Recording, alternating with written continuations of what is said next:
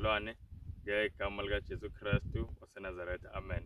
Namhlanje bazalwane siyaqhubeka ngohlelo lethu lokufunda ngokuphila kwindawo esemaphandleni. Si ku episode number 2 namhlanje, so si start sesibili siyafunda nje bazalwane izinto ezibaleke kakhulukazi. Namhlanje sizofunda ngezinto zoqobo, into eziphathekayo, izinto ezipractical ekumele sizibuke mawukuthi mhlambe sifisa ukukhetha indawo esizohlala kuyona kwindawo esemaphandleni. So yiziphi izinto ekumele sizibuke, siziqondisise, izinto ezipractical, izinto zoqobo, into eziphathekayo.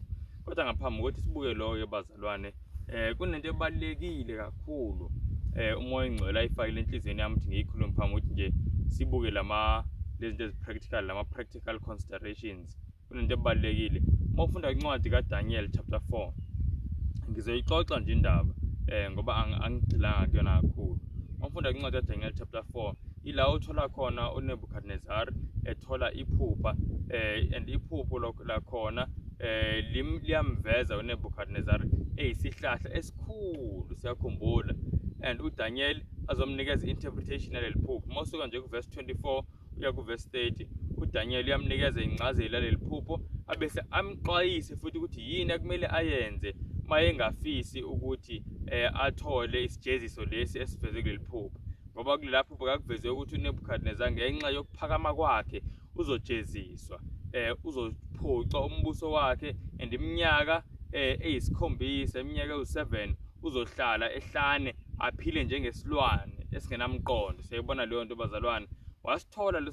Wathola uNebukadnezar leso sixwayiso, wamtshena futhi uDaniel ukuthi yini ekumele ayenze ukuprepare ukuthi cha angasithole leso sijeziso, asi-avoid leso sijeziso.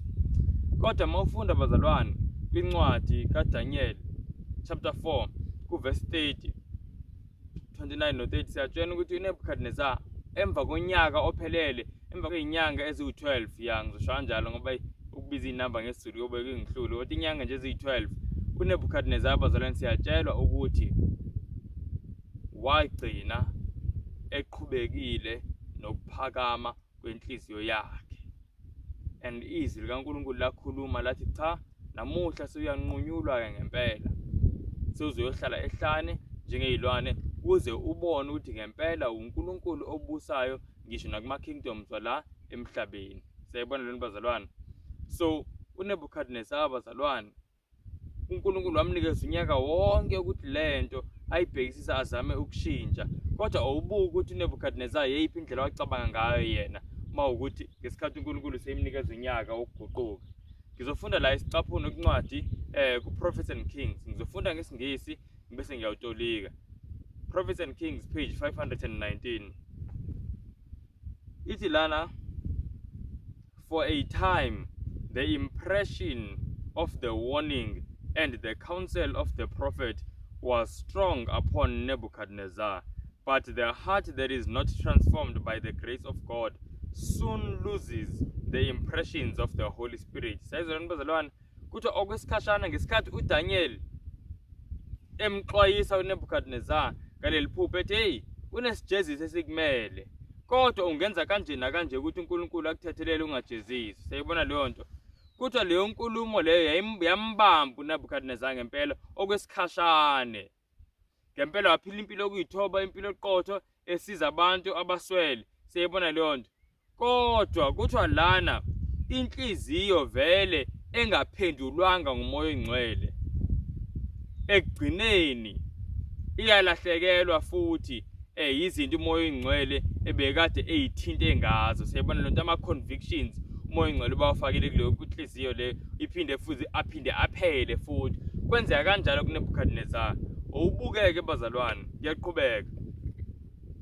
Ithi for months the judgment of God lingered, but instead of being led to repentance by this forbearance, the king indulged his pride until he lost confidence in the interpretation of the dream and jested at his former fears. Sayizona bazalwane, kuthiwa kwadlula isikhathi isijeziso sikaNkulunkulu singafiki, engasibonisi isenzeka lento ibikhulunyiwe.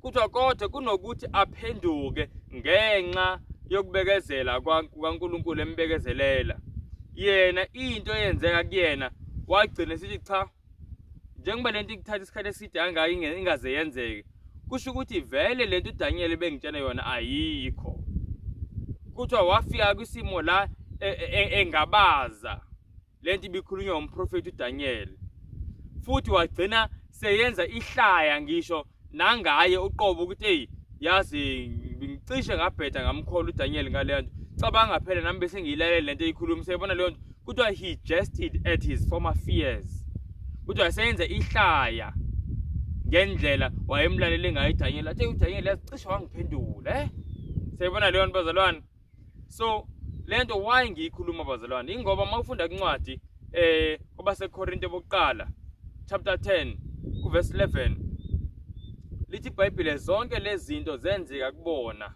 kuze zibe yisibonelo sayibona leyo nto kuthiwa futhi zilotshelwe thina ukusikhuthaza thina esiphila ezikhathini zokugcina zomhlaba ithi now all these things happen unto them for ensamples and they are written for our admonition upon whom the ends of the world are come kuthiwa yonke into esiyitholayo bazalwane uNkulunkulu eyikhethile njengoNkulunkulu ziningi izinto ezenzeka bazalwane emandulo kodwa uNkulunkulu konke lo mlando omningi kanje wayikhetha izinto ezithile and wayezikhetha ngesizathu sokuthi wayazi ukuthi thina sobe siphile esikhathini zokugcina kuzokwenzeka izinto ezicishe yifane nazo noma lezi zinto lezi ayikhethile ukuthi zilotshwe ingoba zizoba nezifundo ezithile kuthina abaphile ezikhathini zokugcina esiphi isifundo esisifundayo bazalwane kule ndaba kaNebukadnezar isifundo bazalwane esilula ukuthi abantu abaningi uNkulunkulu mayibenzela umusa ebamba bazalwane izimo ukuthi zingenzeki ngalendlela seyivele ekhulumile ngeinceki zakhe ukuthi sizokwenzeka abantu abaningi kunokuthi baphenduke bagcina sebengalikholwa ilizwi lezinceki zikaNkulunkulu seyizolwana bazalwane and ekugcineni futhi bagcine sebesenza ihlaya ngezinto beyizwile nangendlela beberesponde ngayo athi nje ngikhulume ngento eyenzekalayo you know uNkulunkulu bazalwane yasibonisa ngokungaphikiseki ukuthi siphila ezikhathini zokugcina uNkulunkulu ngezimpawu eziningi ngezibonakaliso eziningi ezandulela ukubuya kaJesu uNkulunkulu yasibonisa ukuthi ngempela siphile ezikhathini zokugcina ngo2020 uNkulunkulu wavumela ukuthi kwenzeke lento yeCovid efuna uNkulunkulu ukusivula amehlo sivuke and uNkulunkulu wathumela imiyalezo ngeinceki zakhe ngoba esithanda uNkulunkulu and baningi abantu abathinteka ngempela inhliziyo zabo basho ukuthi hey kusho ukuthi ngempela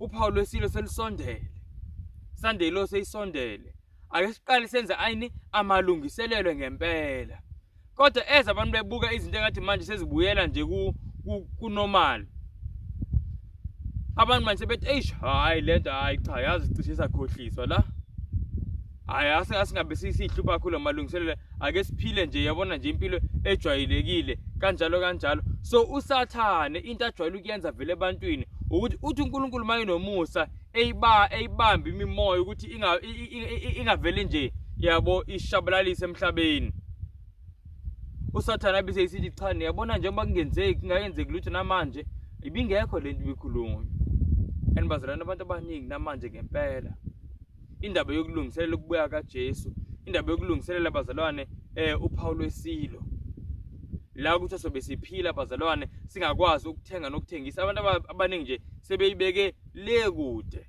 ngoba kubukeka ngathi mhlawumbe izinto cha sezizoqala ukuthi zishishelele kahle zibuyele kunormal bazalwane awukho unormal esibuyela kuwona athi uNkulunkulu angasisiza bazalwane senza amalungiselelo kuyimanje singapostpone sayibona lona bazalwane ukwenza amalungiselelo njengoba sasifundile nje kwi-lesson yokuqala ku-episode 1 ukuthi bazalwane umehluko phakathi kweintombi kule ntombi nje kuneyintombi eziyishumi khona ezayihlakaniphile khona ezayiziwula 5 wise 5 foolish and umehluko between le intombi lezi bazalwane mawuthi ukufundisisa kahle ku-Matthew 25 akona ukuthi ezinye zaziprepared ezinye zazingekho prepared akona ukuthi ezinye zazilungiselelile ezinye zazingalungiselelanga cha umehluko ukuthi lezi eziyizibula zaqala ukulungiselela sekulate kakhulu siyakhumbula ngoba bazalwane ngempela zazama ukulungisa ngesikhathi sezizwa ukuthi nangu umyeni uyeza. Zaya kulezi ezihlakaniphile zathi awucele nisiphe nani amafutha wenu. Lezi ezihlakaniphile zathi cha, hleze kungabikho anele awethu nawenu. Hambani nina niyothenga kulabo bathengisayo. And lithi iBhayibheli baya bathi mase yabona ipreparation leyo ukulungiselela lokho. Kodwa mase babuya umyeni seyingenile sekulate. So bazalwane singalenzi iphutha. Inkosi yezulu esithandile kangaka seyisixwayisile ngalo ukuthi kunabantu ngezikhathi zokugcina yebo bazozama ukwenza amalungiselelo kodwa bazolungisa sekulate kakhulu njengale intombi eziyizibula. Osithandile kakhulu bazalwane uJesu wadela ukuphila kwakhe ngenxa yezono zethu. Namanje ngisho nabazalwane bekuthiwa sikude kangakanani noJesu, kodwa nje ngenxa ngokuyivuma nje izono zethu sithi Jesu siyacela usisize sihambe emanyathelweni akho. Usisize lokulungiselela lokukhulunywa ngayo la sikwenze. Jesu bazalwane akabethi hayi obhede la uthini cha. Jesu nomusa omangalisayo bazalwane yamjabulisa indaba ukuthi siza kuyena sivume izono zethu sifuna ukuyishiya. Yamjabulisa kakhulu bazalwane. So nje akhona amandla egazini okwenza konke okulungile phambi kwamehlo kaNkulunkulu. Ake bazalwane uNkulunkulu asisize ngempela nathi asilamukele usizo ukuthi singabi iziwula. Isikhathi siphelile bazalwane wangempela. Isikhathi siphelile ngendlela emangalisayo. Ake singene manje kulezinto ekumele sizibuke as practical okumele sizibuke mawukuthi sifuna indawo emaphandleni.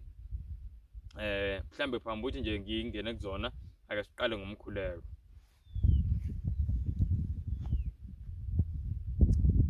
Nkosi yezulu nomhlaba wonke siyazithoba phambi kwakho ngegama lika Yesu Kristu waseNazaretha. Siyacela nje uma sifunde ilizwi lakho Nkosi umoya wakho ingcwele usebenze ngendlela emangalisayo kuzo zonke inhliziyo Nkosi ezimamele nakweyami Nkosi inhliziyo cela usebenze Nkosi. Ngumntwana kakhulu eNkosi nokuthetha kwami nje Nkosi akuphumi kakuhle kodwa Nkosi nithembe nje umoya wakho ingcwele ba konke engathi ndikuthetha ngakho uzokutolika Nkosi yezulu. Ngiyacela Nkosi yezulu engathi nyani ungake ufake amazwi akho emlonyeni wami ngoba xa kuthetha mina nje ngokuthanda kwami Nkosi akho umuntu ongancedakala. Please Heavenly Father siyacenga kakhulu kulamaxesha Nkosi okugqibela. Cela uthethe Nkosi kubo bonke abantwana bakho kuzo zonke indawo. Ngiyacela Nkosi ubulale ezinhliziyweni zethu uthando lwezinto zomhlaba. Olothando Nkosi lisenza singalandeli izimiso zakho. Cela konke ngegama lika Yesu Kristu waseNazaretha. Amen. Bazalwane siyaqhubeka bazalwane. Kunento engifisa ukuyisho njengoba sobuka lezi zinto bazalwane eziphathekayo ezoqobo kumele sinake masifunda esemaphandleni. Kunento engifuna ukuyisho bazalwane.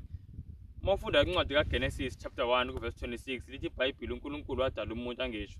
And isizathu sakhe sokumdala umuntu uNkulunkulu lithi iBhayibheli ukuthi umuntu amfuze uNkulunkulu afane naye. Siyakhumbula leyo nto. Na ngifisa ukuthi bazalwane uyazi ukuthi yonke into uNkulunkulu wayibekele umuntu ensimini yase-Eden wayibekele ukuthi imsize umuntu kuleyo purpose uNkulunkulu amdalele yona umuntu. Siyabona leyo nto njengoba uNkulunkulu edale umuntu ukuthi amfuze uNkulunkulu. I-diet uNkulunkulu ayinikeze umuntu ku verse 29 kwakuyi-diet ekumele imsize umuntu ukuthi afane more and more like uNkulunkulu. Kwangeyona i-diet nje ukuthi umuntu mhlambe abe ne-6 pack noma abe ne-figure cha. Inhloso le diet ukuthi isize umuntu afane kakhulukazi noNkulunkulu more and more. Nendawo uNkulunkulu ayimbeke kuyona. Siyibona leyo nto nayo bazalwane. Yayi ukuthi umuntu imsize afane noNkulunkulu. Nomsebenzi uNkulunkulu wayinikeze umuntu ukuthi umuntu asizakale. Ngisho bazalwane nomshado njengoba uNkulunkulu anikeza abantu umshado. Uyazi ukuthi umshado ngokwenhloso kaNkulunkulu ukuthi abantu basizakale. Ekuthini baveze isimilo sikaNkulunkulu more and more. Siyibona leyo nto. Kodwa zonke lezi zinto uSathane uyifihlile bazalwane manje asisaziboni. Konke sekuvela uSathane. So bazalwane njengoba sizobuka ke lezi zinto eziphathekayo kumele siziqaphele masikhethe indawo esemaphandleni. Asigcine lokho nje emqondweni ukuthi i-template noba ngizothini ngesiZulu yini template kodwa i-template bazalwane i-Eden insimi yase-Eden insimi yase-Eden obukisisa ngayo uzoqaphela ukuthi kuzo zonke lezi engiyikhulumayo zibuyela lapha kwinsimi yase-Eden. So the more sibuyela ensimini yase-Eden, the more bazalwane nathi ukumfuza kwethu uJesu kuyakhula. Ngoba ekugcineni bazalwane kumele sifane noJesu. Uma ufunda ku-Testimonies to the Church volume 5 page 214 ithi not one of us will receive the seal of God while our characters have one spot or stain upon them. Kuthi akekho noyedwa wethu ozothola uphawu lukaNkulunkulu zibe izimilo zethu zisenamabala namachaphaza kuzona. Sayizolwana bazalwane, so kumele izimilo zethu ziveze nje uJesu, kube uJesu nje kuphela bazalwane. And njengoba uNkulunkulu namanje angisho incwadi yesambulo sahluko sesikhombisa chapter 7 kuyavela ingilosi ezibambe emoya emine esemagumbini emine yomhlaba ukuthi bazalwane ingaphekuzi lemhlabeni ibhubhise. And bazalwane ibambile ukuthi kuqale ukuthini kubekwe uphawu lukaNkulunkulu kwinceke zakhe. Uyazi bazalwane indlela uJesu nomusa ngayo mawufunda incwadi early writings page 38 kuthi akabukho uJesu ukhuluma ngalesikhathi esiphila kusona. Uthi kwabonakala ingilosi ziyibambile lemoya emine and kwabonakala sezizoyidedela. And bazalwane kuthiwa iso likaJesu elinomusa omkhulu labuka ingxenye yentsali engakabekwa uphawu lukaNkulunkulu.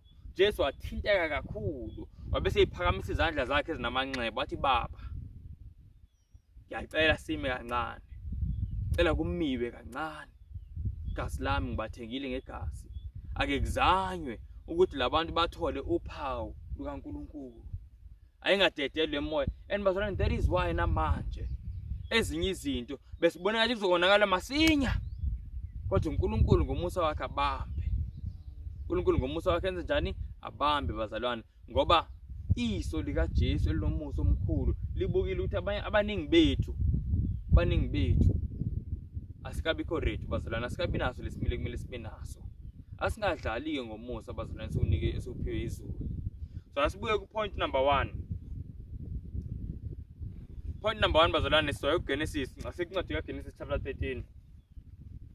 Point number 1 bazalwane influence. Indawo ozoyikhetha mawufuna indawo esemaphandleni into okumele uqale ibuke oqala i-influence leyo ndawo ukuthi ingaba yindawo bazalwane right yini ukuthi uhlale nokuthi ukhulise izingane zakho kodwa zingadonseleki ebubini. Ake sibukeni lokhu bazalwane. Siyakhumbula Genesis chapter 13 kwenzakalani yila uLot noAbraham behlukana khona. uAbraham unikeza uLot ithuba lokuthi akhethe kuqala indawo azoyakuyona. Lithi iBhayibheli mawusoka verse 10 ukuthi uLot wabona indawo le iSodom ukuthi ayinhle kakhulu. Lithi iBhayibheli lapha yayifana nensimi kaNkulunkulu, indlela ayinhle ngayo yalihle bazalwane iSodom neGomora. And lithi iBhayibheli uLot wakhetha khona. Ngicela sifundeke uverse 13. Ngizolifunda la ngeEnglish ngilitolile. Lithi but the men of Sodom were wicked and sinners before the Lord exceedingly. Siyayizwa leyo nto kuthiwa kodwa amadoda omuzi weSodom aweyizoni futhi onakele phambi kaNkulunkulu ngendlela emangalisayo. Siyayizwa leyo nto bazalwane. So babeyizoni futhi bonakele ezimilweni zabo kakhulu phambi kwamehlo kaNkulunkulu. So uLot walikhetha iSodoma ngoba lihle kodwa wangayicabangi le ndaba ukuthi labantu laba engizohlala nabo abantu ngempela ababhukusha esonweni. Zangayicabange leyo nto uLot, wayiziba nje leyo nto wagijima waya kwindawo enhle.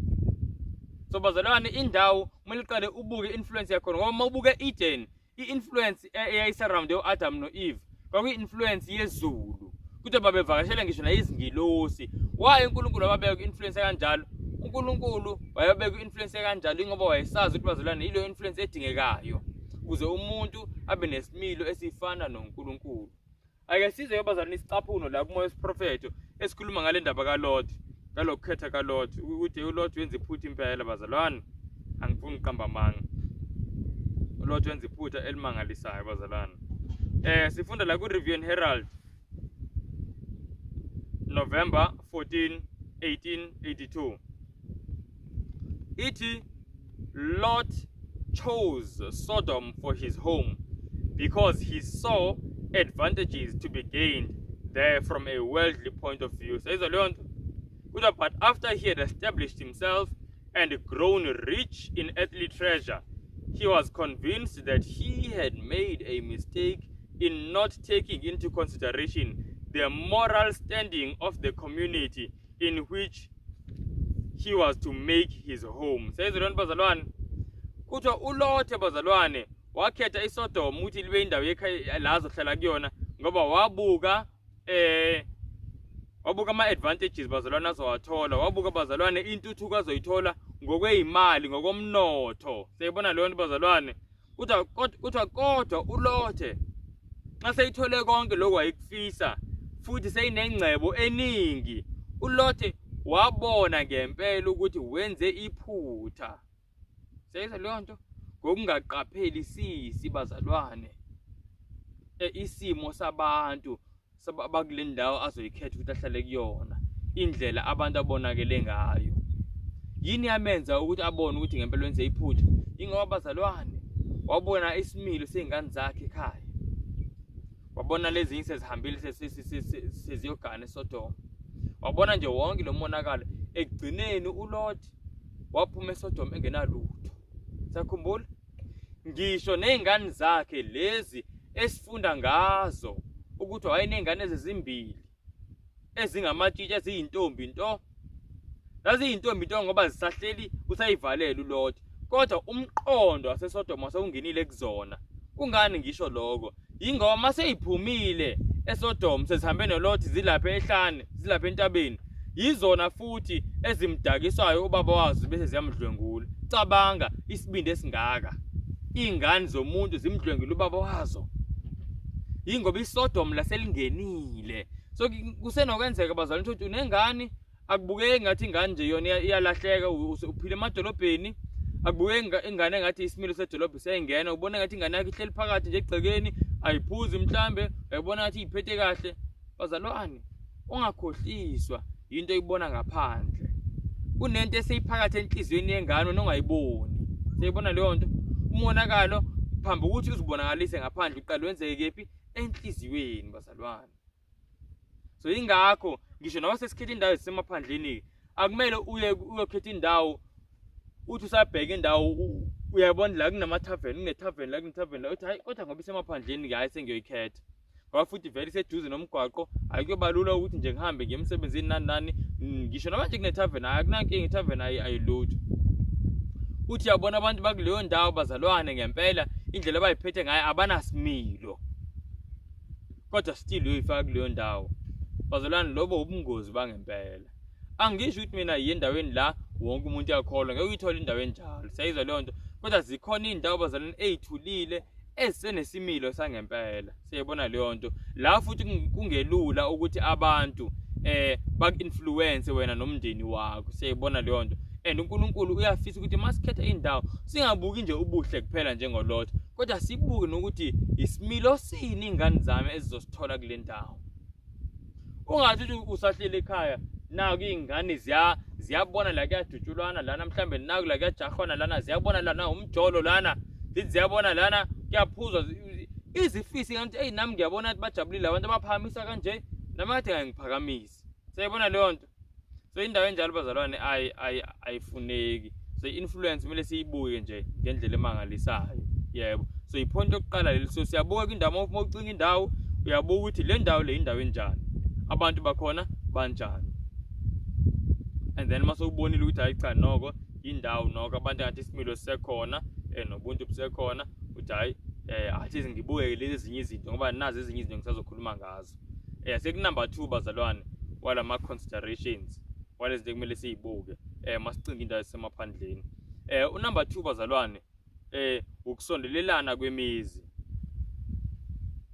E-Eden bazalwane yizeke kwakuphila uAdam noEve kuphela, kodwa ngendlela uNkulunkulu wayekhulume ngayo ngesikhathi abadala wathi abagcwala umhlaba wonke. Siyakhumbula. So kuyacaca lo ukuthi Kwangelona icebo laNkulunkulu ukuthi abantu baqumbane endaweni babe baningi endaweni eyodwa. Cha. Futhi kangazi kwenzeka nalokho nalapha eEden bazalwane. Yabo. So uNkulunkulu akusona isifiso sakhe ukuthi abantu basondelane nje kanje babe isiminyaminya. Ake sizwe ke bazalwane into lento ikhulunywa uNkulunkulu uqobo la kwisicaphuno. Kwincwadi Country Living page 9. Asizweni bazalwane. Ithi we should now begin to heed the instruction given us over and over again. Get out of the cities into rural districts where the houses are not crowded closely together and where you will be free from the interference of enemies. Bazalwane, kuthiwa kumele siqale manje ukulalela isixwayiso uNkulunkulu asinikeze sona isikhathi nesikhathi. Kuthi asiphumene emadolobheni sindaweni ezisemaphandleni la imizi ingaminxananga khona, futhi nalapho bazalwane singeze sesihlushwe yizitha. Thina ke bazalwane njengabantu abakholwayo, izitha akubona abantu esibazondayo thina, akumele sizonde umuntu. Sayizolwana bazalwane, izitha zethu abantu abasizondayo noma abantu abazonda inkolo kaNkulunkulu wethu. Sayizolwana nto bazalwane. So kuthiwa manje asiphume emadolobheni, kodwa namasiya emaphandleni asiye kwindawo la sibona khona ukuthi masiphila lempilo uNkulunkulu asifisa ukuthi siphile. Asizuloke sihlushwa abantu abangayifundi lempilo. Sayibona leyo bazalwane. Ngamanye amazwi awuzuthi mhlambe mawenza lapha homeschooling kube khona umuntu ozoloke ezogongothela njalo namaphoyisa athi hey naku buka ingane zakhe azise esikolweni into kanjalo. Sayibona leyo bazalwane. So kumele sikhethe indawo la sizoba free from interference yezitha zevangeli. And futhi bazalwane kuthiwa indawo kumele sikhethe kumele kube indawo la imizi ingaminyananga khona. Njengoba nibuka bazalwane lana ukuthi kunespace esiningi, bazalwane. Umuntu ngempela influence akulula ukuthi uthole influence komakhelwane. Kodwa nokunye engizokusho njengoba nje nibuka nje space bazalwane. Nokunye engizokusho ukuthi bazalwane akumele kodwa uye kude ngalolu hlobo lokuthi omakhelwane wena ngeke ukwazi ukuba influence. Sayibona leyo nto. Uyabona manje mawubuka nje le ntaba leyo angeze nje isibonelo nje ngathi ngendlela ekwenza ngayo. Manje ngiyarecord ngolesihlanu ngabo ngolwezine siyake umphakathi nje izindlu noko ezithanda ukusondelana ngakhona kodwa hayi kakhulu. Siyeke manje house to house, door to door. Sayibona leyo nto. So uyabuka ukuthi yize la phezulu kungathi sisodwa kodwa asibekanga kude ngohlobo lokuthi asisakwazi ukuthi abanye abantu sibafice. Sayibona leyo nto. Ngoba uzohlala kwindawo bazalwane la kumele uqale uhambe i-hour lonke liphele i-hour noma kuphela 2 hours nje uhamba kuze ufike kumuzi oqala. Kucacile lo ukuthi umsebenzi ovangeli kuzoba imvela kancane lapho. Sayibona leyo nto. Ngisho nabantu bazalwane ukubazi ukubasiza kuba imvela kancane ngoba i-distance inde kakhulu. Sayibona leyo nto. So bazalwane ilo balance nje ebalekile. Singakhethi indawo kumincane kuzona. Cha. uNkulunkulu asisize bazalwane ngempela. Yabo, enye into eyibhede Sodom ukuthi iSodom yayidolobha. So bazalwane kakulula ukuthi makuthi konakela wamakhelwane kugcine konakala nakumunye umakhelwane ngoba ingane lokho ihlangana futhi nani niyayibona into ezenzakalayo. So nje kubi nje. So singenzi iSodom la bazalwane emaphandleni. uNkulunkulu asisize ngempela. Na kunye ngicela bazalwane ukusho ngisekulona nje leliphuzu leli lokuthi kumele siphume emadolobheni siye kwindawo la kungaminxananga khona. Kunento bazalwane engifisa ukuyikhuluma ngoAbraham. uAbraham bazalwane ngesikhathi eshiya izwe lakubo sakhumbula. Kodwa akaphuma ezweni lakubo. Ashiye umndeni, ashiye indawo ayijwayele, aye kwindawo uNkulunkulu azombonisa nangayazi. Sasithini isizathu salokho bazalwane? Uzobona la kwisicaphuno esivelayo kwiscreen ukuthi isizathu bazalwane sokuthi uAbraham ashiye umndeni wakhe. uNkulunkulu afisa ukuthi ashiye umndeni wakhe, ashiye asuke kuleyo ndawo. Yingoba uAbraham uNkulunkulu kunezinto ayefuna ukumfundisa zona uAbraham. Seyibona leyo nto. And uNkulunkulu wabona ukuthi umndeni kaAbraham uzophazamisa kule mfundiso uNkulunkulu azama awanye afisa ukumnikeza yona uAbraham. uAbraham bazalwane waseyumuntu manje ngendlela ephelelisiweyo, oyimissionary nje, ophilela izulu. Seyibona leyo nto. Waseyumuntu ome phakathi kwabaphilayo nabafileyo.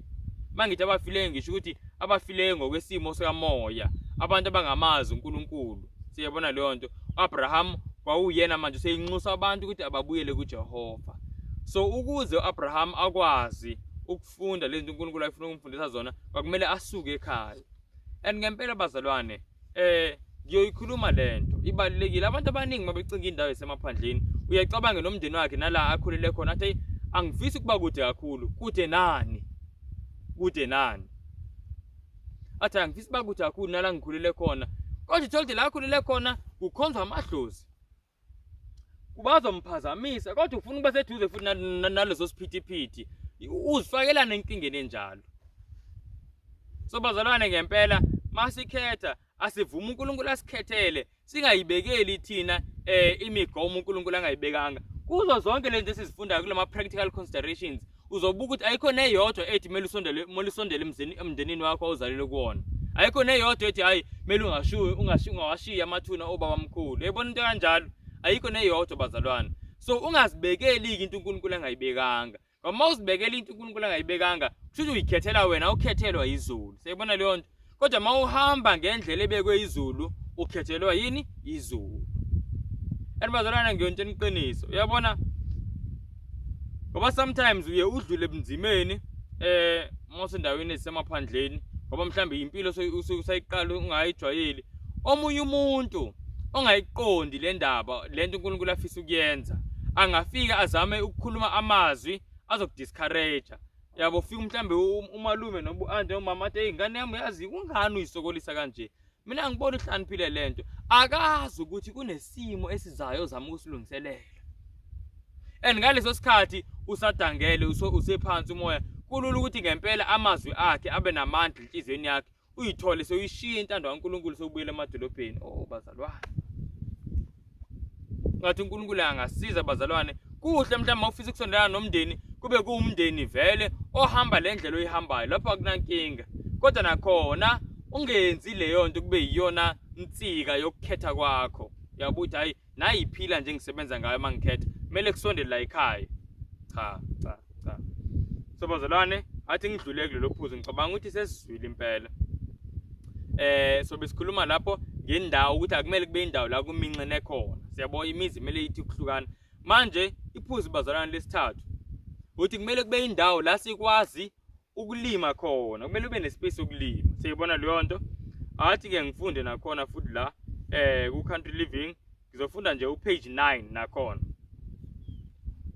Funda nge-English ngitolike. Ithi the time is fast coming. In fact uthi ngiqale la bazalwane.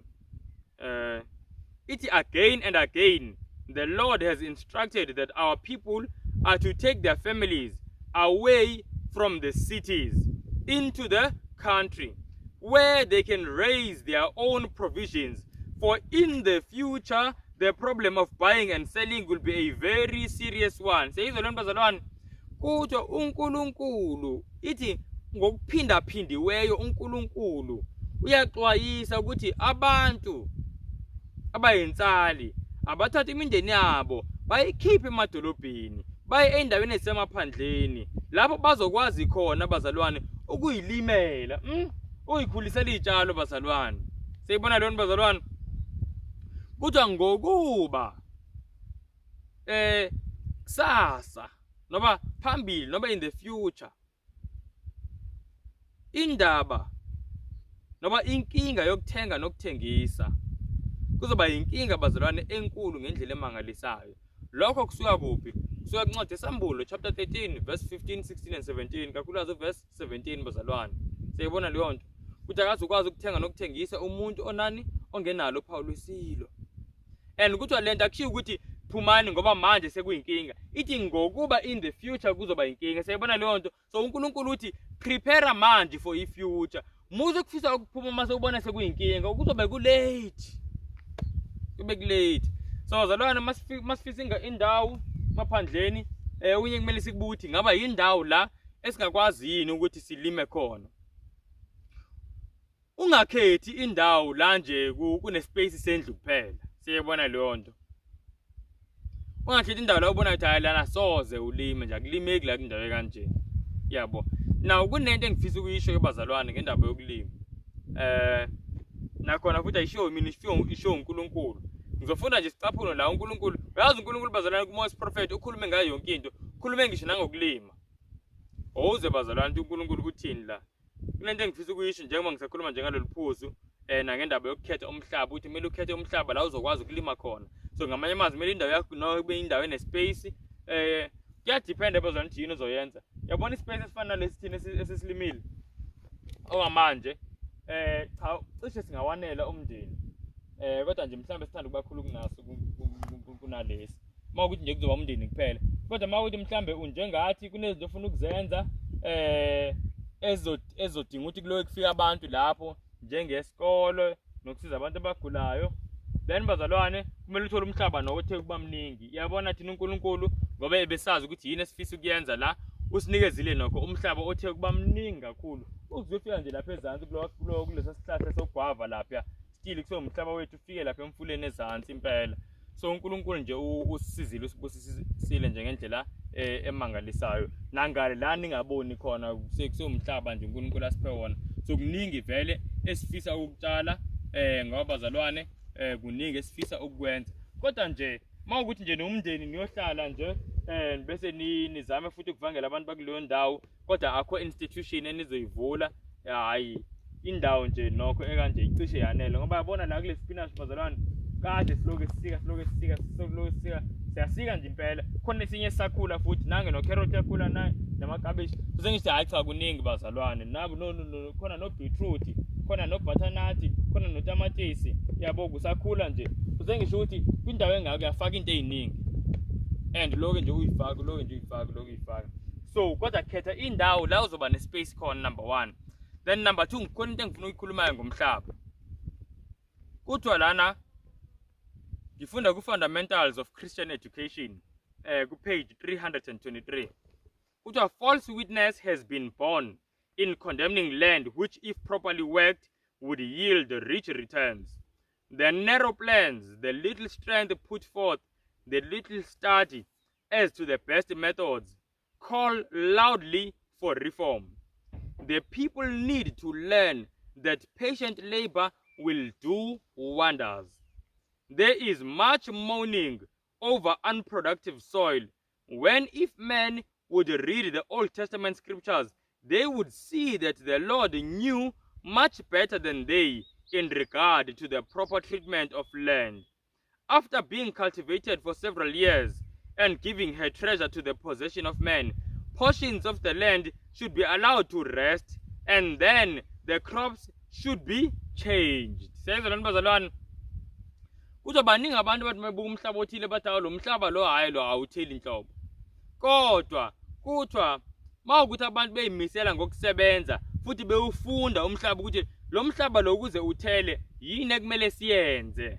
Siyabona lo abantu ngempela nje basebenze ngokukhulu ikhandla bazalwane. Kuthiwa kuzotholakala ukuthi umhlaba lo bekuthiwa awutheli uzobutholakala ukuthi uyathela. Futhi nokunye abantu ekumele bakuqaphele la imfundiso kaNkulunkulu kuTestament elidala lokuthi bazalwane umhlaba wawuthi ngesikhathi sakudala imfundiso kaNkulunkulu yayithi umhlaba mase uthelile nokho isikhathi kumele uke uyeke uphumule isikhashana and then kulinywe enye indawo mase kubuyela kulo mhlaba ama crops noba izitshalo zishintshe. Siyabona ungalima into eyodwa kumhlaba owodwa njalo vele umhlaba uzokhathala ngoba bazalwane njengoba ikhula lezi zinto phela zidonsa umsoco la emhlabathini. Kumele uthole futhi umhlabathi ithuba lokuthi ubuye umsoco ubuyele. Ungaloku lima njalo kwindawo eyodwa into eyodwa futhi izitshalo ezihlukile izithelo ezihlukile zidonsa umsoco ohlukile. Siyabona leyo nto into edonsa mhlambe ikabishi ngeke izifane nento ezodonsa mhlambe ubeetroot ngenza isibonelo. Siyabo so umhlaba manje uyathola ukuthi ophumule mawukuthi lokuyishintshanisa futhi nezithelo. So ngizama ukuthi bazalwane kwindaba yomhlaba cishe imhlaba yonke bazalwane iyathela. Kodwa nako kubalekile kumele ukucabanga kakhulu ngamanzi. Noba umhlaba mkhulu kangakanani, mawungenawo amanzi, ungawuthathi lo mhlaba. Noba bangawufaka amabhilidi kanjani bazalwane mawungekho amanzi ukuphila. So amanzi amanzi okubhola khona ezinye indawo ngisho noba ubhola bazalwane lutho yabo khona ezinye indawo uthola kumele ubhola mhlawumbe 300 meters sekuyimali nje ebiza kakhulu ngoba amanzi akekho kuleyo ndawo siyayibona leyo nto thothi nemfula futhi ayikho kuleyo ndawo uyithini indawo enjalo yabona la sifika indaba yamanzi besingenawo bingekho ibhohole saphila izinyanga eziningi sokha lapha emfuleni ezansi siloke sikhuphuka nawo siyabona leyo nto bazalwane. So that's in the early morning and we're just getting some water since we don't have a borehole as yet from the river. The water is quite clean. We have a few containers here that we're going to carry up that steep mountain, and there's another mountain which you don't see beyond. Quite some exercise. It's very good for health as well. So yeah, when there's no rain we do this almost on a daily basis. Yeah, and we're going to be doing it more, especially for irrigation. But yeah, this is how we start up. So even people who don't afford boreholes immediately as they move into the country, they can live in the country. So it's not, yeah, so you just start where you are and then the Lord will bless. And you learn a lot of rich lessons and you gain some good experiences. Yeah. Yabona lona bazalwane. And uNkulunkulu wavuma ukuthi kube kanjalo ngoba kunezifundo efuna usifundisa zona. Futhi nathi ayifuna ukuthi nje sike sithole uku-exercise. Yabo. Kunezifundo bazalwane ze-patience. Thole nje isikhathi eside nje ukukha amanzi ukunisela la. Yabona leyo nto. But uNkulunkulu ayifuna usifundisa ini ukuthi sibe nesineke. Sibe nesineke bazalwane sifane naye. So la emaphandleni bazalwane ziningi izifundo esizifundayo ezingekho emadolobheni. Emadolobheni uma ufuna ispinach manje, ngene edolobheni manje ngisho nasesitolo elayinini la ulinde seluphethe ikabishi lakho. Kunzima nokulinda kwa umuntu okuphazamisa, ndoda engathi kunini uswipe lapho. Yini uphukile nomshini, yabo awukwazi nokulinda, patience ayikho. Kanti lana yasilinde ispinach, usilinde hayi u5 minutes umuntu eswipe ulinde isikhathi. Kodwa uNkulunkulu mase kuphile ukuphila. Yoloku sika njalo, lokhu sika njalo organic bazalwane. Lezi nesizithenga ngemali ebizayo, And uNkulunkulu nje bazalwane ngempela uyazi ningi afuna usifundisa zona ngeke sizifunde sisemadolobheni.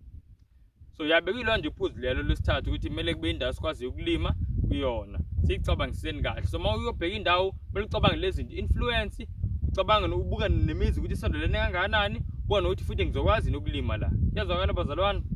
Thembe kuyazwakala ngomusa uNkulunkulu. Now asiye futhi kwelinye iphuzu elibalekile kakhulu bazalwane. Indawo oyikhethayo kumele kube indawo ngizothini enemvelo, egcwele imvelo. Siyabona leyo nto. Nge-English ngizothi it must be surrounded by nature.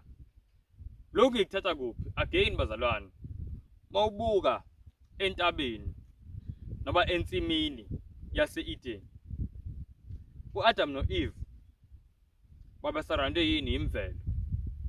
Imvelo. Uma ngabe uNkulunkulu wayibuke ukuthi kuyobasiza ukuthi basurrounded izindlu, imizi, nama-preach, yabo. uNkulunkulu wayokwenza lokho. Kuba uNkulunkulu ayikho into emhlulayo, yabo. But bazalwane uNkulunkulu wabuka ukuthi into ezosiza abantu ukuthi babe nesimilo esifana nesakhe ukuthi abantu basurrounded nature, imvelo. Ayengifunde ke isicaphuni. Asizweni la bazalwane. Country Living lo page 13. Ithi there is not one family in 100 who will be improved physically, mentally, or spiritually by residing in the city. Faith, hope, love, happiness can far better be gained in retired places where there are fields, hills, and trees. So, take your children away from the sights and sounds of the city, away from the rattle and din of the street cars and teams, and their minds will become more healthy. It will be found easier to bring home to their hearts the truth of the word of God. Bazalwana akhona umndeni oyodwa, imindeni eyikhulu, imindeni eyi100 ezosizakala physically ngokusenyameni, mentally ngokusemqondweni, spiritual ngokusemoyeni, ngokwezikamoya, ngokuhlala emadolobheni. Seyizolonto futhi akekho umndeni ozosizakala ngokwempilo yawo nje physically, awumndeni ozosizakala mental ngomqondo futhi nangokwazi kamoya ngokuhlala emadolobheni. Kuthiwa bazalwane lana ukholo nethemba nothando nenjabulo itholakala kangcono ezindaweni ezisemaphandleni. La bazalwane kunezihlahla, kunezintaba futhi kunamagceke noma nje ngizothi kunama-fields. Siyabona lana bazalwane. So uNkulunkulu uyafisa ukuthi sisurroundwe yimvelo nje, imvelo bazalwane. Yizwa ukuthi uthini yena umnikazi omzimba. Kunezinto imvelo ezenzayo kumqondo womuntu esingazazi thina, azazi uNkulunkulu ngoba uyena odale umqondo. Yazi mawufunda umqondo bazalwane, sike sifunde la bazalwane uthi ngiyeke lo ndaba. But bazalwane nje mawufunda umqondo, umqondo ujule kakhulu. Ngisho nabantu bonke abantu ama-neurosurgeon afunda umqondo abawazi ngendlela uNkulunkulu awazi ngayo. Kuningi abangakwazi nokuchaza.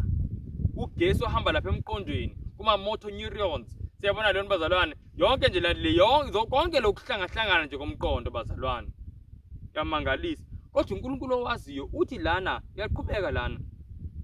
Uthi mayizingane zisuswa emadolobheni, zisuswa la kunomsindo omkhulu wezimoto noyitimela, kuyotholakala ukuthi imiqondo yabo bazalwane izokhula, izoshintsha ibe healthy. Kuthiwa bazalwane kuzoba lula futhi ukuthi nabazali babafundise abantwana izimfundiso zezwi likaNkulunkulu. Kuzoba lula futhi nokuthi nabo abazali bayifunde, bayiqonde izimfundiso zezwi likaNkulunkulu. Sayizwa bazalwane. So nje ukuhlala bazalwane kwindawo esurroundwe imvelo kuyamshintsha kakhulu umuntu. Njalo mungawuzenzele nje start, njalo uNkulunkulu mayifisa ukusebenzisa abantu wayevela abafake endaweni enemvelo nje kakhulu. Fabe indawo enemvelo nje, indawo njengathi isemaphandleni. O-Elijah basendaweni esemaphandleni, oJohane ombhaphathisi basendaweni esemaphandleni, uMoses uNkulunkulu emtrainer ukuthi kube uyena umphathi, kube uyena umholi kaSirayeli. Mina nawe mangakuthiwa ake kuthena umuntu ozohola ibandla leli kaNkulunkulu, siyothi masicabanga ukuthi somtrainer kanjani, sothi hey ake simse Harvard athole into ethile kule university le, asike simse futhi nase-UCT athole isifundo esithile, asike simse nase-Heidelberg abese azi ne-theology yakhona, asimze nasendaweni ethile futhi simze nase-Andrews. Siyabona leyo nto, simfake simgxishe ey'koleni ey'ningi. But uNkulunkulu ohlakaniphe kunathi sonke wathi asike simse uMoses eMidian la azokwalusa khona, la uMoses azobona nje imvelo, azobona nje amandla kaNkulunkulu ngokubuka imvelo. Siyabona leyo nto, sesisuke kakhulu ekucabangeni kaNkulunkulu sangena ukucabanga komhlaba. Uyofuna umuntu eHarvard, uyofunani? Ngisakhuluma ngeHeidelberg bazalwane. Ayikho nje into othi ngiyeke indaba yeHeidelberg. Kodwa bazalwane, number 4 yiyo lo ukuthi kumele sisurroundwe imvelo. Na bazalwane sesizongena ke ekufundeni ukuthi ikhaya lona mawulakha kumele libe kanjani. Nakhona sizofunda nje ngezinto zoqoba into eziphathekayo zokuthi mangakho ikhaya yini kumele ngiyibheke. Sesiyakha sesikhuluma manje ngesakhiwo ke manje, structure. Yabona leyo nto kumele ngakhe kanjani. Ngizoveza into ezimbalwa abazalwane ngenxa yesikhathi. Naku oqala ku-Adventist Home page 148. Into yokuqala ukuthi ikhaya kumele bazalwane kube ikhaya elikwazi ukuthi kungene nje umoya freely, kube nokuloke nje kube ne-fresh air. Nani futhi enye nelanga, nokukhanya kwelanga. Asizwe la ukuthi thina uNkulunkulu. And lezi zinto zazikhona by the way e-Eden. In the construction of buildings, whether for public purposes or as dwellings, care should be taken to provide for good ventilation and plenty of sunlight. Churches and schoolrooms are often faulty in this respect. Neglect of proper ventilation is responsible for much of the drowsiness and dullness that destroy the effect of many a sermon and make the teacher's work toilsome and ineffective.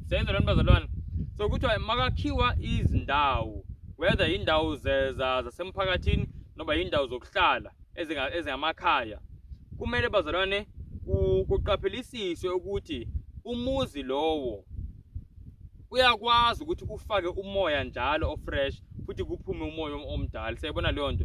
Lokho abazalwane kwenzeka kalula ngamawindi nangezinto ama-ventilator lapha khona lezi zinto siyazibona eziphezulu lapha phezulu bazalwane ezindlini ezisizayo ukukhipha umoya, nazo kumele zifakwe, ziyasiza kakhulu. Nanokuthi bazalwane uma khona amawindi amanye emakhaya amawindi akhona kodwa akavulwa, so kumele avulwe amawindi. Siyibona lento bazalwane. Nokunye nje kumele sikuqaphelisise, umuzi kungasondeli izihlahla eziningi around indlu. Kumele mawukuthi ufuna ukutshala izihlahla around, kumele noko zibe i-distance ethile from indlu ukuze zingablocki i-sunlight, futhi ukuze kungathi lokho okuwayo ezihlahleni okubolayo bese kungene futhi ngomoya kungene endlini phakathi. Siyayizwa lento bazalwane. So kubalulekile naloko ukuqaphela, ngisho noba sewakhile ungaloku uvela usithe nje umuzi wakho, yohlele kunomthunzi bazalwane, nomzi onjalo uzoba nenkinga, uzoloke umoist futhi. Siyabona. So akumele kube kanjalo. So nokunye bazalwane sikuthola kule sicaphuno ilanga, ukungena kwelanga. Kumele ilanga bazalwane likwazi ukungena, kumele cishe wonke amakamera akwazi ukuthi alithole ilanga. And lokho bazalwane ngakwenza kalula ukuthi nje mawakha, yabo la ilanga liphuma khona empumalanga, wenza sure ukuthi ubude bendlu, the length of the house, ubude bendlu bubheke lapho empumalanga. So if ubude bendlu lokhu engathi ilanga lingaphuma khona ngala. Siyabona lento bazalwane. Lokhu kulula ke ukwenza mawukuthi indlu yakho nje i-shape yayo isimple, i-straight, kodwa mawukuthi mhlambe ine shape noko ethe ukuba yinhle nje iyajikajika, nakhona futhi ngakwenza, kodwa ke udinga ukuthi ucabange ubuke ukuthi awapha ama-room azosetshenziswa isikhathi eside. Kodwa nje kumele uNkulunkulu into ayishoyo lapha bazalwane ukuthi ama-room wonke kumele athole ilanga. Amanye azolithola maliphuma, amanye alithole malishona. Siyabona leyo nto. Kodwa ama-room kumele athole ilanga. Siyibona leyo nto bazalwane. So nokuxhumana ke nabantu abanolwazi ngezinto zokwakha ke bona bangakusiza architect kanjalo. Yebo. Now siya ku point number 2, la ekuthini isakhiwo kumele sibe kanjani. Kuthiwa lana 148 Adventist 148, it is so far as possible all buildings intended for human habitation should be placed on high, well-drained ground. This will ensure a dry site. This matter is often too lightly regarded. Kuthiwa abantu abaningi bayinagland. Kuthiwa continuous ill health, serious diseases, and many deaths result from the dampness and malaria of low-lying, ill-drained situations. Siyayizwa leyo nto. Kuthiwa lapho bazalwane uzobeka khona indlu, la uzokwakha khona, kumele uqiniseke ukuthi uyindawo ethanda ukuba phezulu lapha esayithini. Siyabona leyo nto, hayi indawo ephansi. Why? Ukuze kwazeke ukuthi leyo ndawo lokho yomile, amanzi akahlali khona. Awutholi isimo lamanje njalo, yabona efrandini sekungena amanzi, yabona ngoba kuphansi phela, and kuloye kudamp njalo. Kuthiwa indawo enjalo bazalwane, abantu abaningi abayinakisisi leyo nto, kodwa kuthiwa indawo enjalo idala bazalwane ukugula okuserious. Siyabona leyo nto. And kuthiwa futhi bakhona baningi abantu ababulawe nje yileyo nto leyo, kodwa abazi, abanakanga. Yabo, ngoba kuthiwa iza futhi nanemalaria, the malaria of low-lying, ill-drained situations.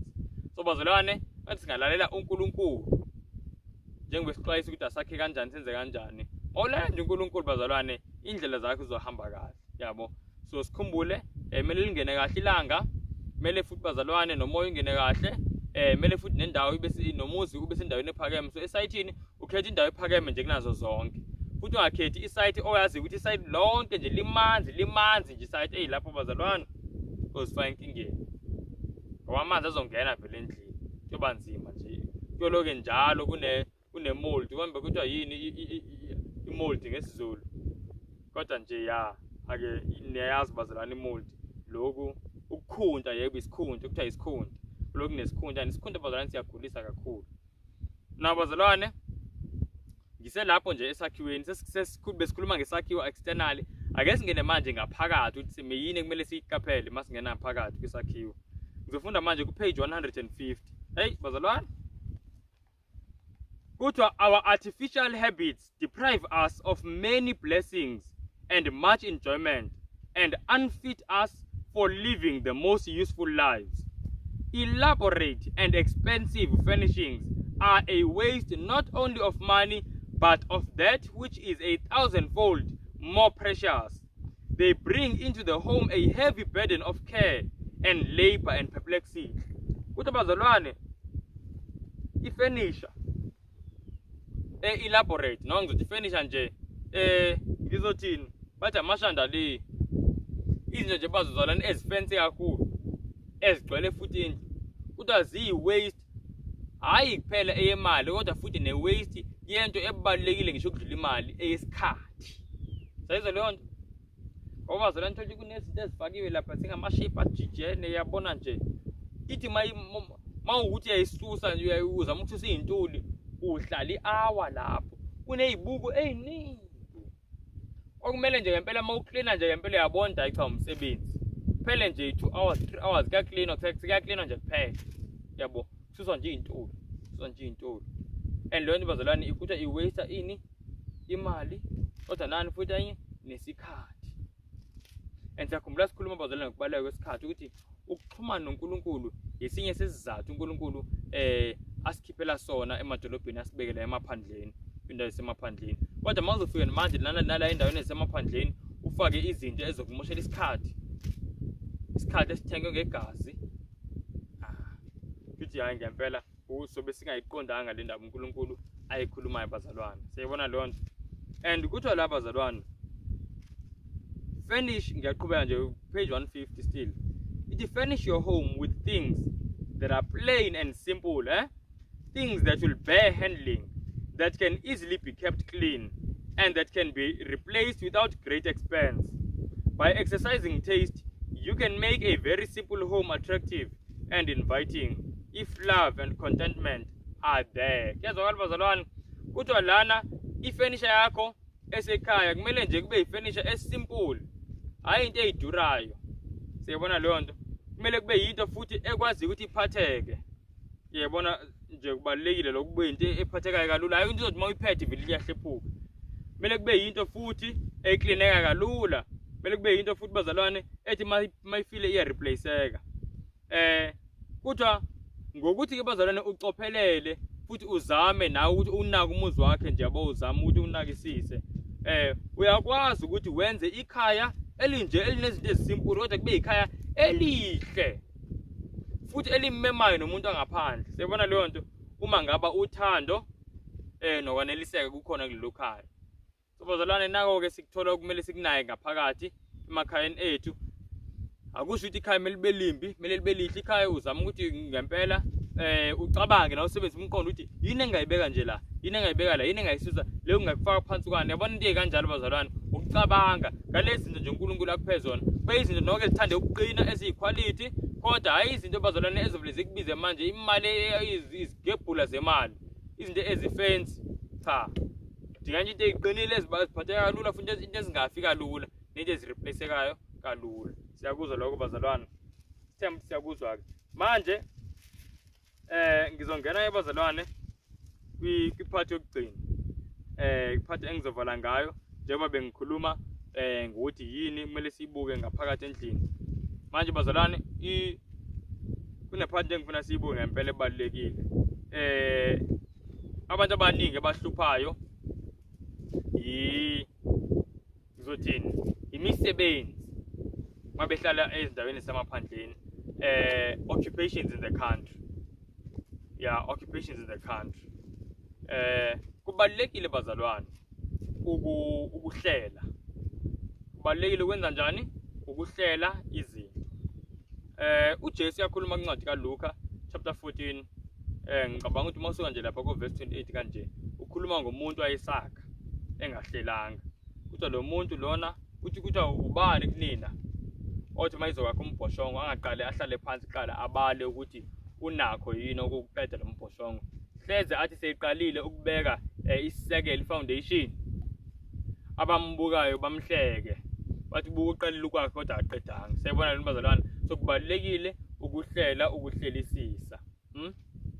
Now uJesu abuya aqhubeke futhi athi ubani oyempini angaqala ahlale phansi ahlele. So basically uJesu into asifundisa yona lana ukuhlela, i-planning bazalwane. So kubalekile ukuthi mawuzoya endaweni esemaphandleni kumele uhlele uthi njengoba ngizoya lapha yini engizoyenza lapha yana, yini uNkulunkulu afise ngiyenze, yabo, yebo ngiyavuma kuzomela ngilime yabo sengikhuluma nje ngento uNkulunkulu in terms of oqala ministry yabo in terms of ukuvangela abantu babenza izinto ezihlukile ekuvangeleni abanye bazovangela full time abanye ngeke bavangele full time uzwenza nje isibonelo ngathi noma sihleli la ukuvangela umsebenzi wena umsebenzi wethu oyi full time wife uNkulunkulu asitshena ukuthi kumele siwenze yabo so izinto eziningi konke kunye ku-secondary yabo into primary thina umsebenzi wokudonsela imphefumulo kuNkulunkulu ingakho ngikhuluma ngo-door to door ingakho namanje senza lama video nokunye okuningi uNkulunkulu athi asikwenze siyabona kodwa akuyena wonke umuntu ozokwenza leyo nto siyabona leyo nto so ingakho wonke umuntu kumele ahlele akhuleke ukuthi Nkosi ufuna mina ngenzeni mase ngifika lapha yabona leyo nto bazalwane and lokho kusisa futhi nangithi ngizophila kanjani na bazalwane ngizoshare ke ama-plan awu-3 wokuphila yabo uNkulunkulu asiphe wona and sonke we fall into these 3 plans athembekile futhi bazalwane asiqale ngokuqala mhlawumbe athi ngifundele sicaphune esikhuluma ngokuplana kuqala ku-country living page 26 ithi I address words to the church at Battle Creek to move in the counsels of God. There is need of your moving many from Battle Creek, and there is also need of your having well-defined plans as to what you will do when you get out from Battle Creek. Do not go in a rush without knowing what you are about. Kuthi bazalwane yebo lana uElena wayikhuluma nabazalwane babesethe bayamove baphuma eBattle Creek bephendula vele besenza lento uNkulunkulu wayikhulumile ukuthi baningi abantu kumele baphume la ngoba kwayisiminyaminya kakhulu kulonda eBattle Creek wonke umuntu ayefuna ukuhlala khona ngoba izinto eziningi zebandla zazilapho yabo so uNkulunkulu athi akuspread so abazalwane manje baningi basebelungisela ukuphuma uthi uNkulunkulu manje mase basendela la kulento siqeda uyifunda uthi yebo sikhona isidingo sokuthi niphume futhi eBattle Creek kodwa sikhona nesidingo sokuthi kube khona ukuhlela kahle ukuthi mangiphuma ngizophuma la ngiyakhona yini engizoyenza siyabona leyo nto ingavule ngiphume ngingazi ngiyokwenza ngithi sengiyobona phambili so kubalekile nani nokuhlela bazalwane all right now ngitheke bazalwane sizobuka into eziwu3 ezizosiza sibheke ukuthi yini ezosiphilisa sisemaphandleni ayisibuke yokuqala bazalwane yokuqala hawu number 1 le angizofunda ku-child guidance page 356 iyona yokuqala ke le ukulima yokuqala yini ukulima uyazi ukuthi bazalwane ungaphila ukulima nje kuphela kuthiwa no line of manual training is of more value than agriculture. A greater effort should be made to create and to encourage an interest in agricultural pursuits.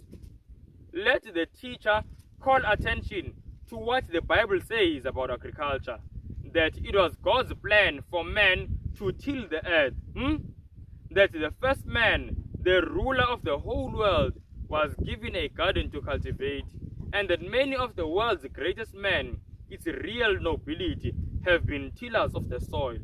Show the opportunities in such a life.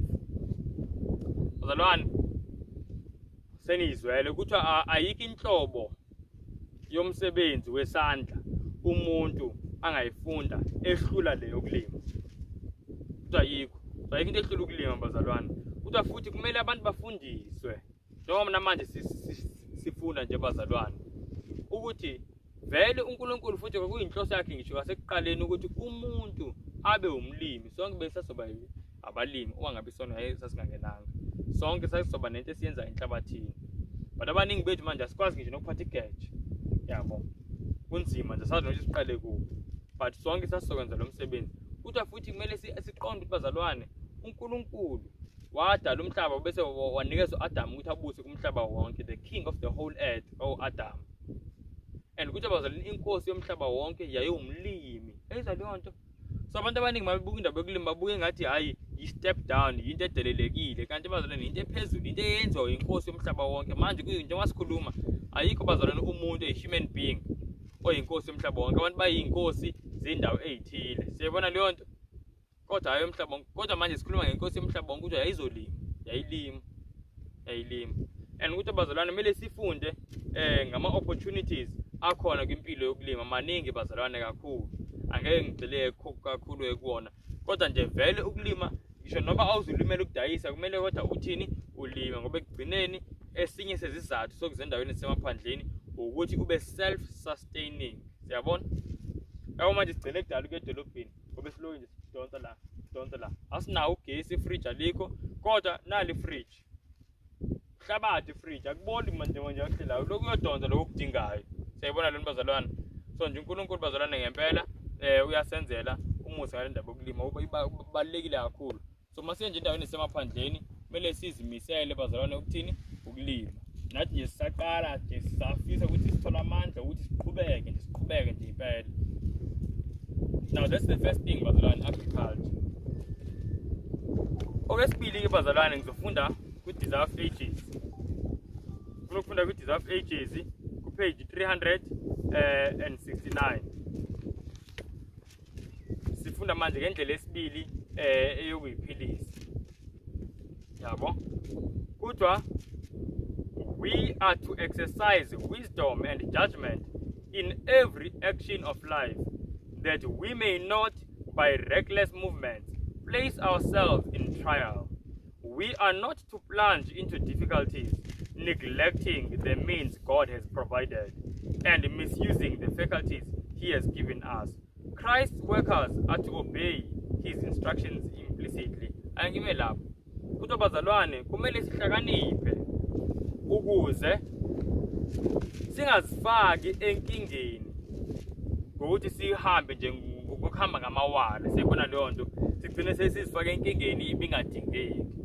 Iyaqhubeka lana ithi akumele sizifake ebunzimeni ngokuthi izinto uNkulunkulu asiphe zona singazisebenzisi.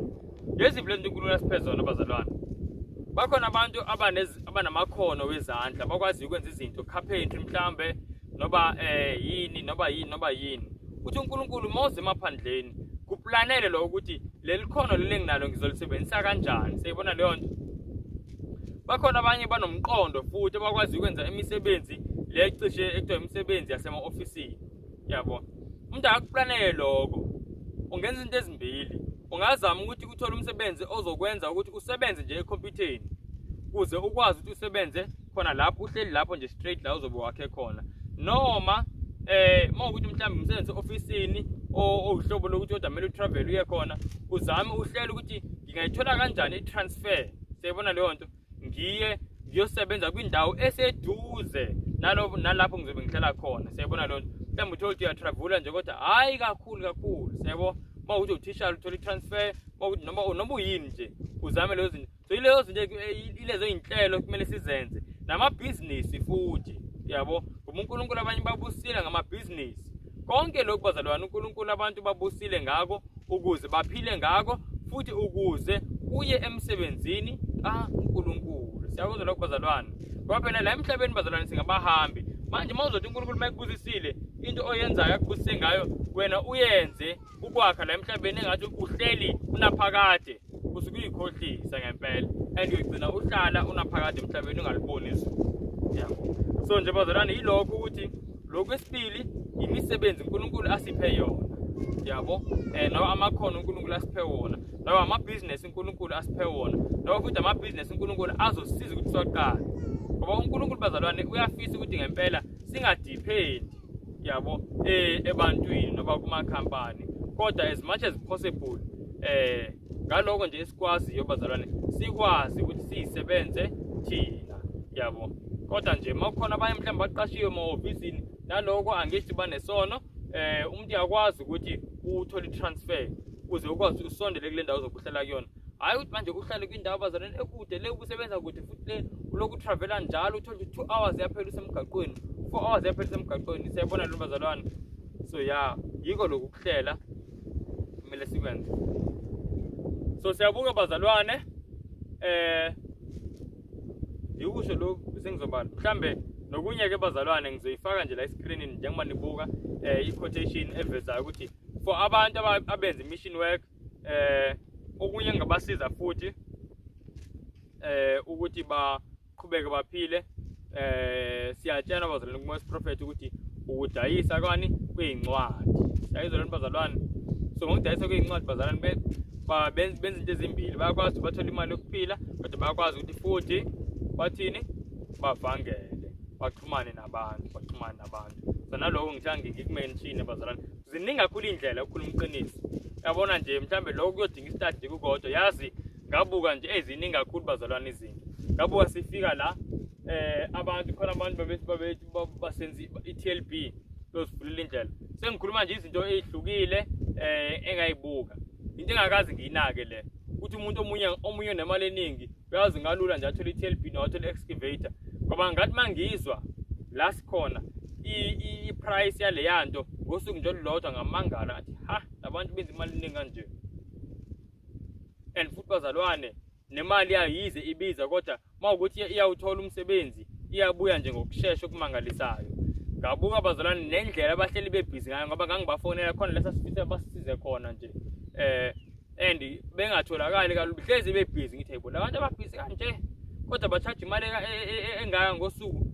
Futhi labantu ngempela bayayenza imali yabo. Into engakazi ngicabanga kodwa ngayicabanga ngoba sengila nokudrilla uyakwazi ungaqala nebusiness lokudrilla ibhohole.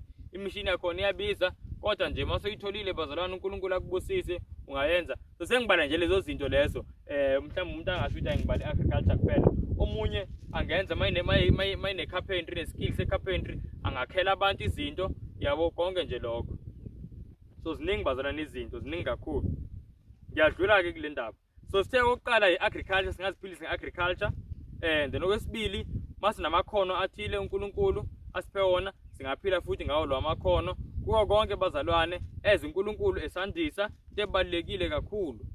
uNkulunkulu ufuna siphile sisize nabanye la emphakathini ngaloko asiphe kona futhi sisize nomsebenzi kaNkulunkulu. All right. Ayisibuke bazalwane kokugcina. Lokhu kuyangimangalisa wesithathu esithathu ke le bazalwane kumele lena sicabange masicabanga ngendaba yokuphila endaweni esemaphandleni. Kuthiwa lana sizafunda ku Desire Ages page 369. But when after following his directions we are brought into straight places, he will deliver us. We are not to give up in discouragement, but in every emergency we are to seek help from him who has infinite resources at his command. Often we shall be surrounded with trying circumstances, and then in the fullest confidence we must depend upon God. He will keep every soul that is brought into perplexity through trying to keep the way of the Lord. Eyindlela bazalwane ngifuna nje sizwe kahle. Kuthiwa mawukuthi ke sesilandelele lezi zinto ezimbili esiqeda kuyifunda. Ukuthi silime futhi sosebenzisa amakhono esinawo, kodwa still sithole sisekuhluphekeni.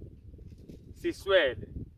Kuthiwa okunye bazalwane kumele sikwenze, kumele sithembe uNkulunkulu. Kumele sikhuleke, sicele uNkulunkulu.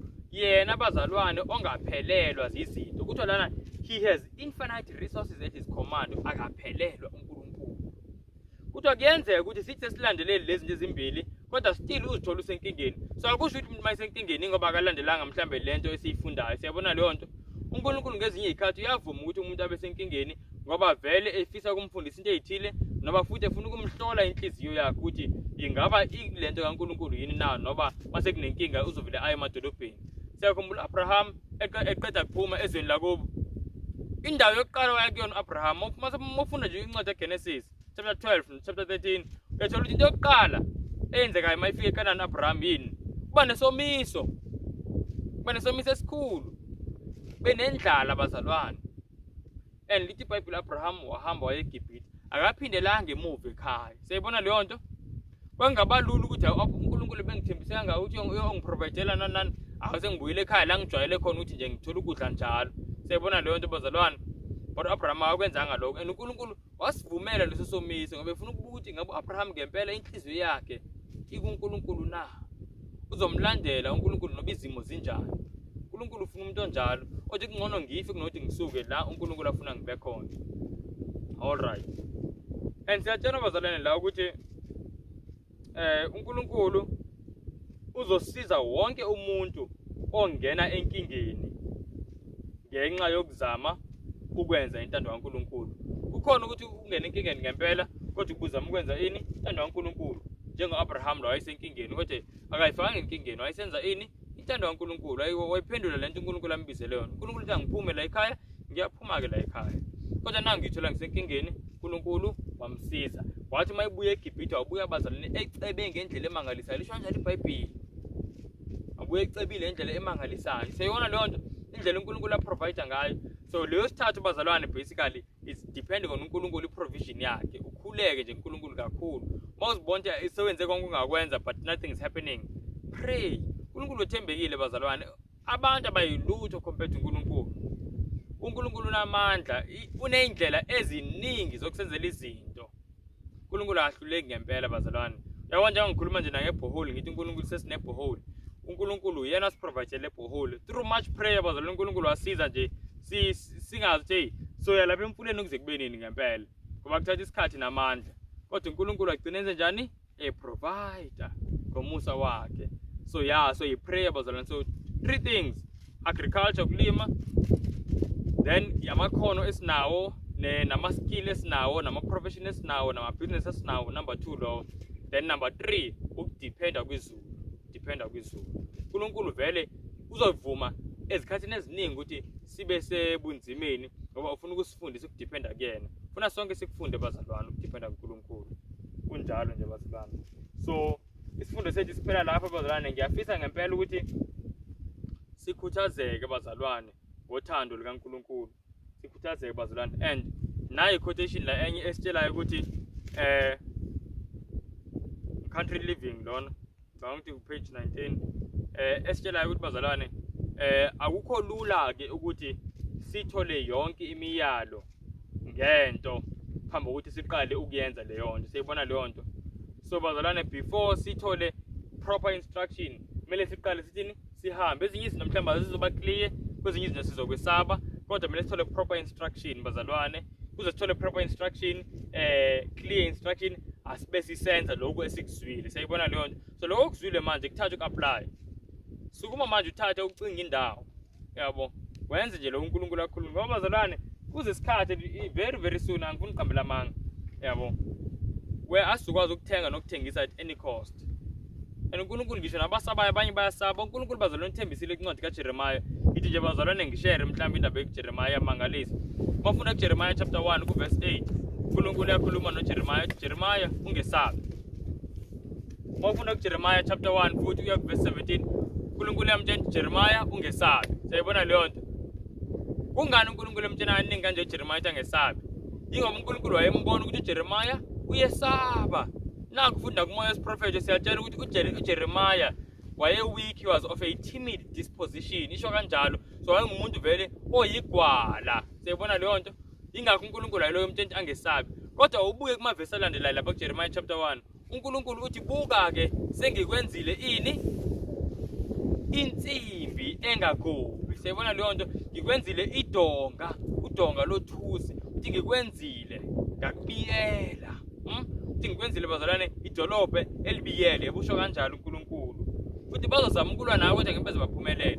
So uNkulunkulu lapho wayemthembisa uJeremiah ukuthi manje sengikufake isibindi esimangalisayo nobugwala buzophela. So bazalwane nakubantu abangamagwala uNkulunkulu ngempela yakwazi ukusisiza ukuthi sithole isibindi luphele uvalo. Ake sivaleni bazalwane ngomkhuleko.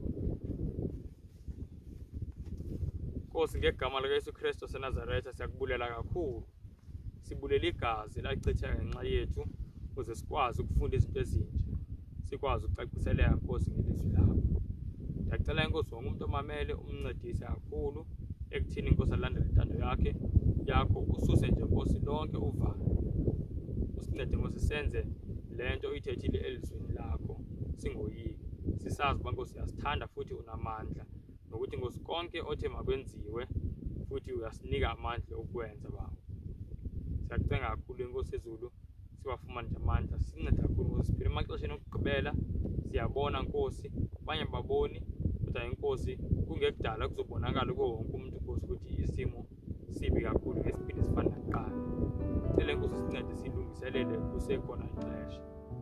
siyakuthanda ukuzicela konke igama And likaJesu as for me, I will behold thy face in righteousness. I shall be satisfied.